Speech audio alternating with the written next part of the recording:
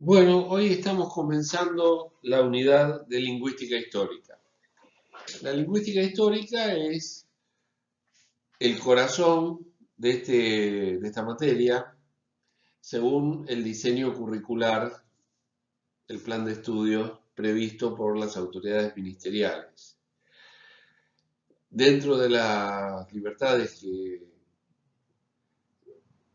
este diseño curricular me da, yo prefiero trabajar con las variaciones actuales o del último siglo y no remontarnos tan lejos en la historia. Pero como es un contenido indispensable, no solo los resultados de las distintas indagaciones respecto de la evolución normal de las lenguas, sino fundamentalmente es un ensayo teórico de distintas aproximaciones al lenguaje, es que nosotros vamos a ver hoy y las próximas clases una serie de autores y de cuestiones que tienen que ver con el estudio de esta disciplina que se llama lingüística histórica.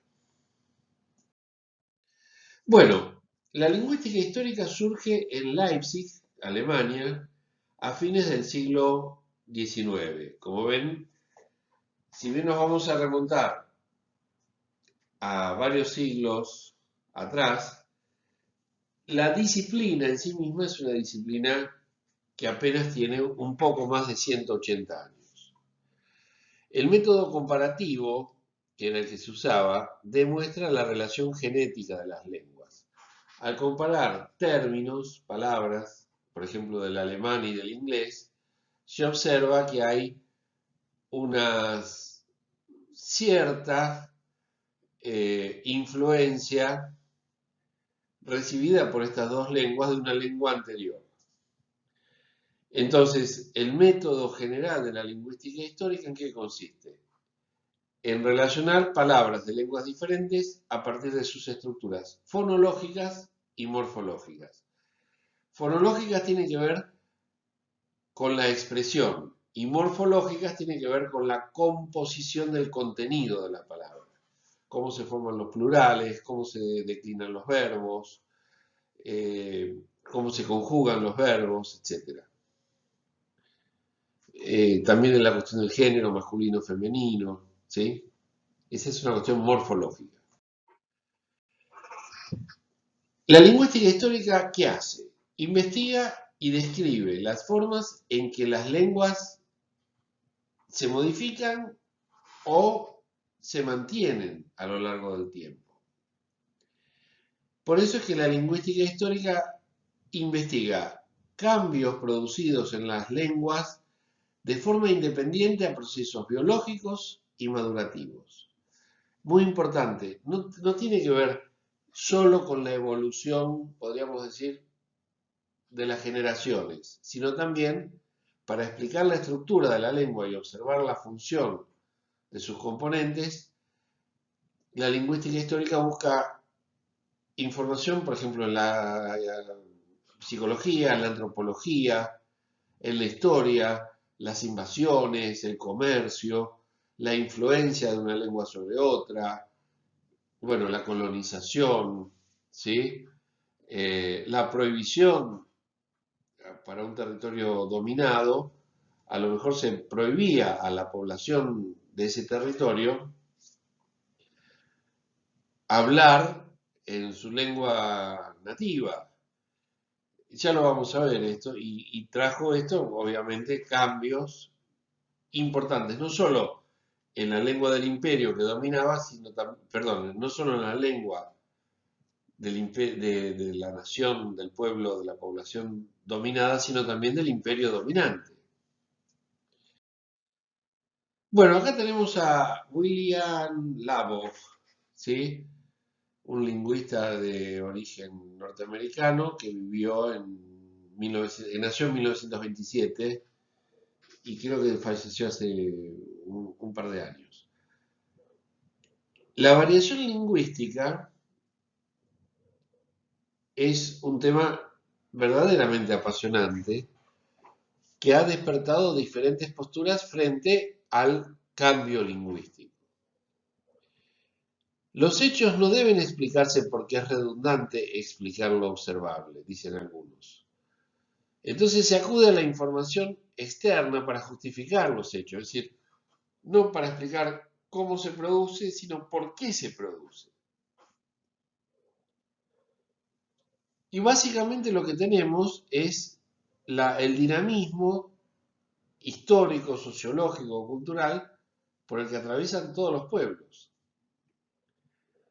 Hay otros lingüistas, como por ejemplo Martinet, no busqué foto de él para la clase de hoy, que explica el cambio lingüístico en base a factores exclusivamente lingüísticos, propios del sistema lingüístico y sus relaciones paradigmáticas. En cambio, la voz, a cuya foto hacemos referencia, asocia aspectos estructurales y sociales. Y se refiere también a cambios regidos por reglas generativo-transformacionales. La voz es uno de los propulsores de la sociolingüística y no de la lingüística histórica. Porque precisamente lo que él observa es que en ningún momento de la historia, esto es una teoría, ¿no? En ningún momento de la historia todo el mundo habla de la misma manera. Ni siquiera poblaciones que mantienen un estrecho contacto entre sí y están relativamente aislados de otros núcleos poblacionales. Bueno, en realidad la variación lingüística no es un descubrimiento del siglo XIX. Lo que sí podríamos decir es que la lingüística histórica es una rama de los estudios lingüísticos que comienza en el siglo XIX, pero que retoma tradiciones muy anteriores. Ya los griegos, en el siglo IV a.C., analizaban problemas abstractos de la lengua, como por ejemplo la relación natural o convencional de los términos, lo que dio lugar a dos posturas que desde entonces y hasta nuestros días se mantiene, que es la postura nominalista y la postura esencialista. Los esencialistas creían que la cosa, el objeto, venía acompañado por el nombre griego respectivo. Por ejemplo, corazón, estómago, mano, pero también árbol y montaña, tenían como expresiones lingüísticas una filiación con la esencia de la cosa que obligaba a llamar justamente con los nombres griegos, con las palabras griegas, a esos objetos. Los sofistas intentaron someter la lengua a consideraciones empíricas. Y por eso es que ellos no eran esencialistas, sino nominalistas. Y así fue como establecieron la importancia de la duración de una cláusula o de una frase, la asonancia, etc. Los sofistas estaban muy preocupados por la cuestión fundamental de la retórica, que a lo mejor si tenemos tiempo vamos a ver algo en próximas clases. Los sofistas son más o menos del siglo IV a.C., pero los estoicos, que son más o menos unos 100 años o 200 años posteriores a los sofistas, la escuela estoica ha sido una escuela muy importante en el desarrollo filosófico, porque ha desarrollado, además de los estudios lingüísticos, básicamente sobre los étimos o la etimología, bueno, todo un desarrollo realmente muy importante en cuanto a la moral, en cuanto al conocimiento, en cuanto a la cosmología, a la organización de la naturaleza, etc. En Roma hubo criterios prescriptivos que indicaban formas correctas e incorrectas. De ahí la organización del Appendix Probi, es decir, de el apoyo sería, o el sostén de los que saben. Y de ahí viene justamente eh, el descubrimiento de que la palabra latina auris pasó en algún momento del Imperio Romano a generar la palabra oricla. Ustedes, auricular. Oricla, oreja, ¿sí? Eh, se ha tratado de determinar ya en la época de Roma que oricla era una suerte de desviación indeseable del latín. En la India, estamos hablando también de varios cientos de años, el deseo de conservar los textos sagrados desarrolló una gramática y un estudio fonológico. La escritura hindú, ustedes saben que no es alfabética como la nuestra. Y consideraban que el cambio lingüístico era perjudicial, porque se perdía la lengua, digamos, con la que los dioses habían hablado a los grandes escribas. Llegando a nuestra Edad Media europea, la tradición greco-latina fundamentalmente es de carácter prescriptivo.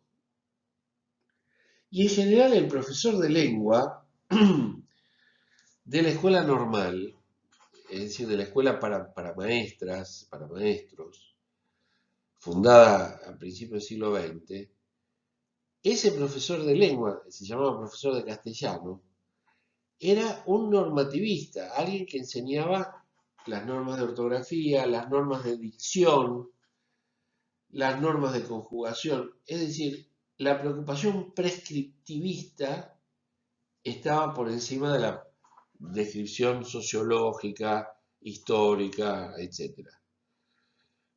Y el estudio de la diglosia significa que hay dos lenguas que conviven, como por ejemplo el latín clásico o escrito, con las lenguas romances, que serían las lenguas que se derivaron del latín, ya lo vamos a ver en clases siguientes, entre las cuales está el francés, el italiano, el rumano, el español, el portugués, el aragonés, el catalán, hay, digamos, una decena más o menos de lenguas romances. ¿Por qué se llaman romances? Bueno, porque derivan de la lengua de Roma, que es el latín. Ya llegamos al 1500, digamos. Ahí aparece en el Renacimiento la primera preocupación sistemática por las lenguas modernas, es decir, por las lenguas romances. Porque se consideraba al español, en esa época se llamaba castellano, pero de todas maneras se lo consideraba despectivamente, porque no era la lengua que hablaban los doctos, era la lengua que hablaban los laburantes del campo, etcétera, ¿no es cierto? Del artesanado. Así que la primera gramática castellana fue escrita por Antonio de Nebrija y publicada en 1492.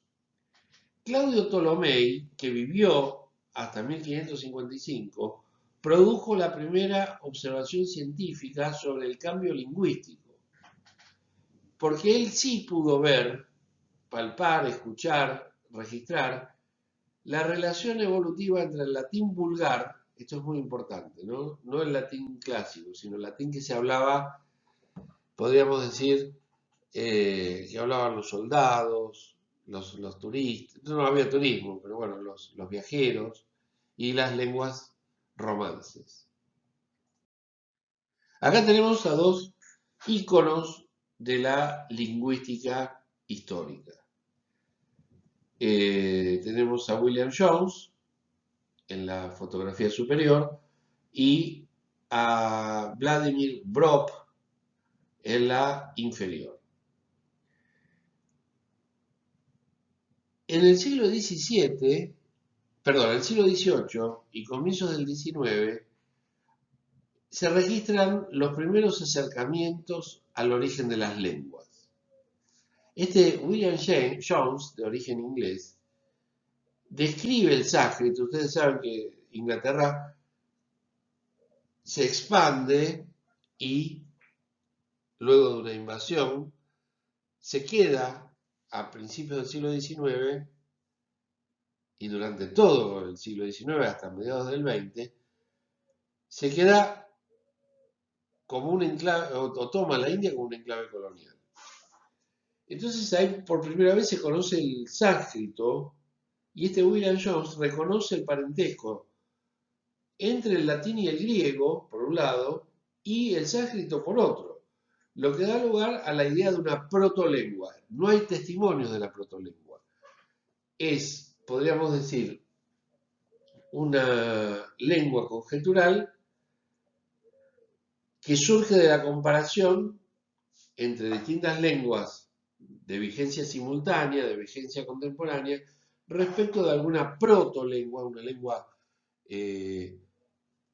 previa, muy antigua, de la que no quedan testimonios, pero de las que aparentemente eh, aparecen testimonios en lenguas muy distintas como el griego y el sánscrito. El sánscrito es la lengua que se habla en la India. Bueno, y se descubre, por ejemplo, que en italiano se dice orichia, en francés oreille, que son primos, se dice cognatos, de la protoforma latina desconocida oricla. Desconocida porque en los textos no estaba, pero sí aparecen testimonios prescriptivos que aconsejaban no usar oricla por auris. ¿Sí? Ya vamos a ver algunas leyes del cambio fonético que establecen que el diptongo AU en muchos casos se convirtió en la vocal O. ¿Sí? Bueno. Las diferentes teorías sobre variación lingüística que vamos a ver son estas tres. La primera es la paradigmático o funcional estructural. Para estas teorías, que son las que lograron imponerse a lo largo del tiempo en todas las academias, hay una regularidad y un sistema. Es decir, el cambio lingüístico no es caprichoso, es sistemático. Y tiene que ver más que con la influencia, etc. Para esta gente, es una teoría, ¿qué es lo que determina el cambio lingüístico? La búsqueda de la economía en los movimientos articulatorios. Pero esto no es un capricho, no es una hipótesis antojadiza. La inmensa variedad de valores fonéticos de los sonidos contradecía el concepto de regularidad del cambio lingüístico. Hasta que se determinó este principio del cambio lingüístico como obediente, como dependiente de un orden, digamos, fonológico, de un orden articulatorio, que de alguna manera establece la búsqueda de la economía articulatoria.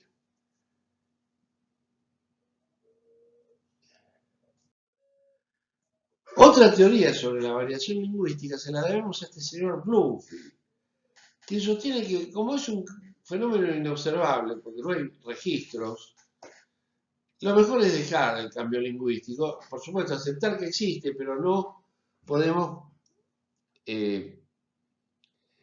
realizar estudios diacrónicos porque habría que remontarse a tiempos de los cuales no queda ni testimonio escrito ni testimonio oral. Lo cierto es que en Estados Unidos era muy importante el análisis descriptivo de las lenguas indoamericanas, las lenguas de los pueblos originarios. Por eso es que importó más la relación lingüístico-antropológica de estos pueblos que, o sea, fue más importante estudiar este tipo de cuestiones para poder enseñar el inglés a los pueblos originarios o eventualmente mantener una relación un poco más fluida, dado que las lenguas originarias o de los pueblos originarios de América no proceden de la misma raíz grecolatina o indoeuropeo de las lenguas como el inglés o el francés. Entonces, para esta versión norteamericana, la lengua no se la puede entender como algo separado, como un sistema autónomo, sino como parte de una cultura, y para eso es contemplada desde el marco, podríamos decir, sincrónico de la cultura, no desde el marco evolutivo.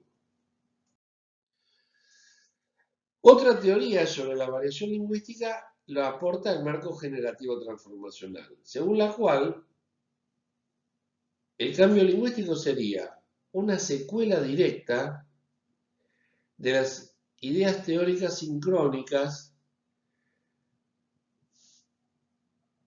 por ejemplo, que establece que existe un hablante oyente ideal que teóricamente resume o representa a la totalidad de todo lo que la gente sabe usar de la lengua. Entonces, en ese nivel ideal, resultan irrelevantes los dialectos. Y el cambio lingüístico no modifica necesariamente la competencia lingüística, porque tiene que ver con la contracara de la competencia lingüística, que es la ejecución lingüística. Bueno, algunas conclusiones. El cambio lingüístico puede ser abordado desde tres perspectivas diferentes. En primer lugar, desde el punto de vista de la adquisición del lenguaje, muy importante. En segundo lugar, cambios lingüísticos producidos en una lengua, pero que no son explicables por razones articulatorias o biológicas. Y en tercer lugar, hay cambios universales que afectaron el origen de las lenguas. Estos cambios universales son todos hipotéticos, pero probablemente, si prestamos atención a esos cambios, advertiremos que en este momento, en nuestro presente, se está produciendo ligeramente un deslizamiento de las normas y de los patrones lingüísticos, punto número uno. Y punto número dos, ese desplazamiento, ese deslizamiento sería espontáneo, no sería provocado necesariamente por cuestiones culturales o de otro tipo, sino fundamentalmente por la propia evolución de la lengua. Con los estudios sobre el cambio lingüístico se echan por tierra ciertas falacias. Por ejemplo, que hay una lengua superior, que es la lengua literaria, frente a la lengua vulgar, a la lengua del pueblo. O que el latín nunca se alteró como lengua escrita. Es cierto que la lengua institucionalizada de las academias, de la literatura, que es hablada por menor cantidad de personas, cambia más lentamente, pero eso no quiere decir que no cambie. El método comparativo arroja dos certezas fundamentales. Todas las grandes lenguas literarias de Europa se habían originado como lenguas habladas. No hay entonces una lengua escrita al margen de la lengua hablada. Y las lenguas no surgen o nacen de un momento para otro, sino que existe un proceso gradual. A lo mejor cuestiones teóricas, como por ejemplo la política, la sociología, la historia, cuestiones teóricas de ese tipo, nos ayudan a entender por qué las lenguas no están en aislamiento o no están cristalizadas y sin evolucionar.